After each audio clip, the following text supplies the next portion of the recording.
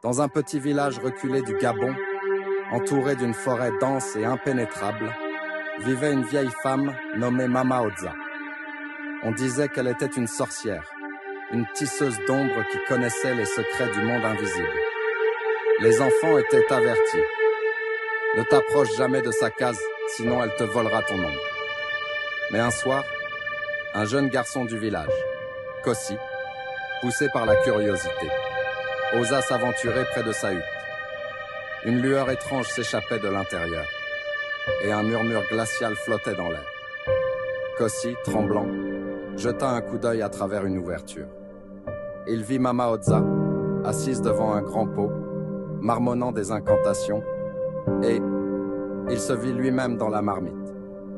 Pris de panique, il voulut fuir, mais son corps ne bougeait plus. La sorcière tourna lentement la tête vers lui, son sourire dévoilant des dents noircies. « Je t'attendais, Kossi. » D'un geste rapide, elle souffla sur la flamme, et le garçon sentit une force invisible l'attirer vers le chaudron. Son reflet s'effaça, et une douleur glaciale lui transperça le cœur.